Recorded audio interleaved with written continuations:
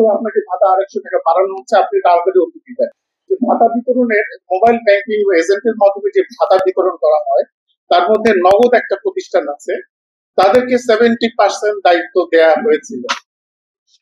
একটি প্রতিষ্ঠানকে ভাতা বিতরণের জন্য সরকারি তরফ থেকে 70% তাদেরকে দেওয়া হয়েছিল, তারা এই ভাতাটা বিতরণ করবে। ফলশ্রুতিতে কি হলো, তারা যখন মাঠ পর্যায়ে, আমার বয়স্ক লোকজন, সে মোবাইল হ্যান্ডেল করতে পারে না, স্মার্টফোন কিভাবে ইউজ করতে হয় সে জানে না, যখন সেই এই বিকাশের নগদের লোকজন, যখন এজেন্টরা যখন এই সমস্ত লোকজনের কাছে গেল, গিয়ে তাদেরকে রং ইনফরমেশন দিয়ে বিভ্রান্ত করে যে আপনার ওটিপিটা এক্ষুনি দেন, না হলে আপনার কিন্তু ভাতা চলে যাচ্ছে, শেষ হয়ে যাচ্ছে, অথবা আপনাকে ভাতা 250 টাকা বাড়ানো হচ্ছে, আপনি তাড়াতাড়ি ওটিপি দেন, এইভাবে 70% তারা নিল, তাদের এজেন্টের মাধ্যমে আবার টাকাগুলো আত্মসাৎ করলো। দোষটা এসে দাঁড়ানো হচ্ছে সরকারি কর্মকর্তা কর্মচারীদের উপর। তো সমাজসেবার যারা ভাতা বিতরণ করে তারা কিন্তু এই পয়সা আত্মসাৎ করে।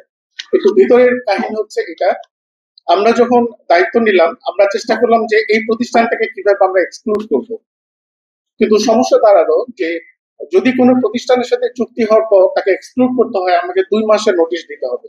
2 মাস নোটিশ দেওয়ার পরে তাকে আমরা বিতাড়িত করতে পারবো, আদারওয়াইজ সে কোর্টে শরণাপন্ন হবে এবং সরকারের বিরুদ্ধে মামলা করবে। যে কারণে আমরা বাধ্য হলাম সেই প্রতিষ্ঠানের মাধ্যমে এই চতুর্থ কিস্তির টাকা, যেটা চলতি মাসে আমরা বিতরণ করলাম।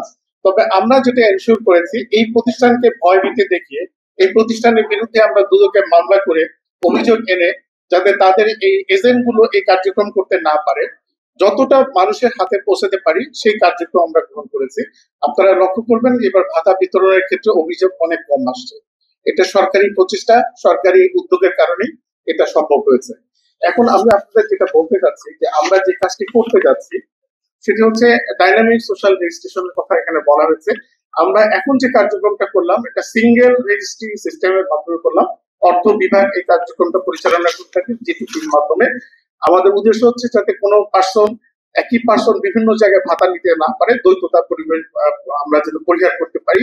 এবং আমাদের এটা কার্যক্রমটা এরকম যে তার জন্ম মৃত্যু রেজিস্টার, এনআইডি, এটার সাথে এপিআই এর একটা কম্বিনেশন করে এটা যাচাই বাছাই করা।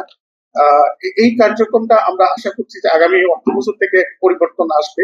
কারণ আমরা যেটা করতে যাচ্ছি, অনলাইনে আবেদন হবে, আমার মেশিন ঠিক করে দিবে উপকারভোগী কারা হবে, এই তালিকাটা আমরা মাঠ পর্যায়ে পাঠাবো, মাঠ পর্যায়ে যাচাই বাছাই হয়ে আসবে, তারপরে আমরা প্রকৃত সুবিধাভোগী যারা উপকারভোগী তাদেরকে শনাক্ত করতে পারবো এবং এই ভাতাগুলো আমরা বিতরণ করতে সক্ষম হব।